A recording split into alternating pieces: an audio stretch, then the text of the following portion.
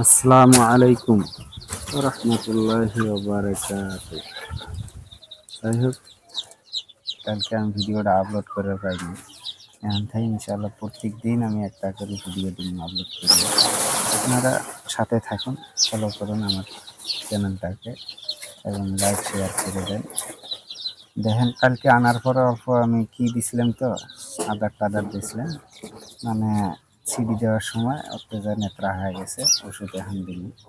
তো ওই জন্য ভাড়াগুলো অল্প ধরেছি। এই ভাড়াগুলোর দাম নিচ্ছে 100 টাকা করে এরা।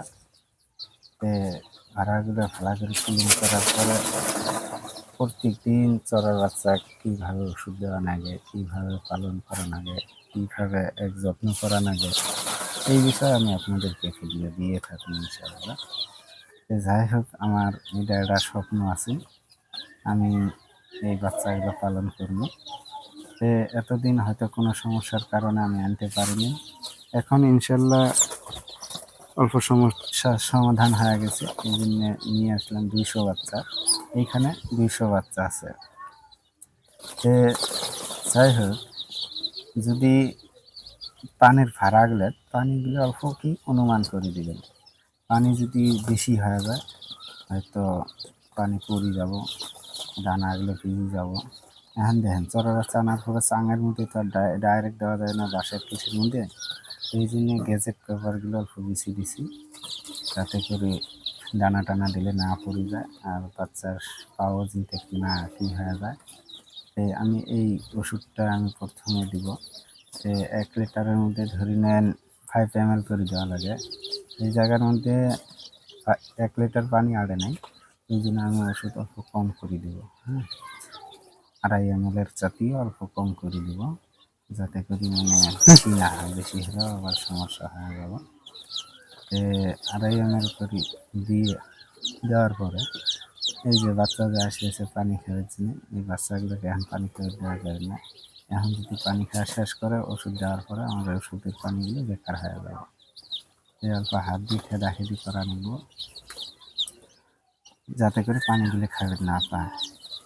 এখন দেখেন, ধরনের ইন্টারেস্ট থাকে আমার। ধরুন সাইড হিসেবে বাড়িতে এমনিও আমি সবসময় বসে থাকি, কোনো কাজকাম আমার বাড়িতে অত একটা নাই। সেই জন্য ধরে নেন বাড়িতেই যদি আমি থাকি, তা আনলাম ইনশাল্লাহ। দেখি আল্লাহ কতটুকু সফলতা দেয়, কতটুকু আল্লাহ এর মধ্যে কী করে, সাকসেস করে। তো সবাই দোয়া করুন যাতে করে আল্লাহ তাআলা মানে সাকসেস করে এর মধ্যে। তো ওষুধ দেওয়ার পর ওষুধগুলো ভারী আছে, মানে পানির মধ্যে জমা হয়ে আছে। এই জন্যে হাত দিয়ে এগুলো লড়াচড়া করি, পানিগুলো গোড়ালে পৌঁছে যায়। ধরে নেন পানির মধ্যে ওষুধ যদি এইটুক ছোটো বাচ্চাকে না খেলে নেওয়া, মানে বেমারটা একবারে আসি সাফা হয়ে যাবে। এই জন্য শুরুয়াত থাকি যদি অল্প অল্প করে ওষুধ খেলেতে যদি অল্প অল্প বড় করা যায়, তবে ব্যায়ামের আশঙ্কা আসলেও মানে ওষুধ দিয়ে ওটা ঠিক করা যাবে। মানে একবারে বড় হওয়ার পরে এখন ওষুধ খেলে না, একবারে বড় হওয়ার পরে যদি মানে ওষুধ দেন, অত একটা কাম করবেন না, বুঝবেন না তো ওটা। যাই হোক, এই যে আমার ভাড়াটা অল্প বড় হয়ে গেছে, সেই জন্য বাচ্চা মানে পানির মধ্যে পড়ি নেত্রা হয়ে যায়। নেত্রা হলে এটা বেমার হওয়ার সম্ভাবনা থাকে, জ্বর হওয়ার সম্ভাবনা থাকে, সর্দি হবো। সেই জন্য আমি ছোটো ছোটো পাত্র সাইডের মধ্যে দিয়ে দিতে গেছি, যাতে করে পানি ভিতরে মানে না যায় বাচ্চা। পানির মধ্যে গেলে হয়তো সর্দি টর্দি লাগবো। পাথরগুলো এই জন্য ধুয়ে আমি পানির মধ্যে দিয়ে গেছি, পাথরের উপরে খাড়া হ্যাঁ সবে মানে বাচ্চাগুলো খাবে, বুঝছেন তো। প্রত্যেক দিন ইনশাল্লাহ একটা করে ভিডিও দিন, মানে যদি মানে আমার একটা স্বপ্ন আর কি, যে আমি ফেসবুকে তো এগুলো কাজ করতে চাই। এখন কী টপিক নিয়ে কাজ করবো, এটা আমার শুরুয়াত। ধরে নেন আজ কালকে বাচ্চা নিয়ে আসছি, ইনশাল্লাহ এরাও ক্ষয়ক্ষতি হয় নাই। দোয়া করুন আগে দিয়েও কিন্তু কোনো ক্ষয়ক্ষতি না হয়। ইনশাল্লাহ বড় হওয়া পর্যন্ত কী করা যায় ওটা আমি কোনো মনের মধ্যে কি আনি নাই। যে এখন দেখেন, হয়তো আমি নতুন আনছি, আমার অত অভিজ্ঞতা নেই। আমি আমার একটা বন্ধুর কাছ থেকে শুনে ধরে নেন আমি কী করছি নিয়ে আছি বন্ধুর সাজেশনে।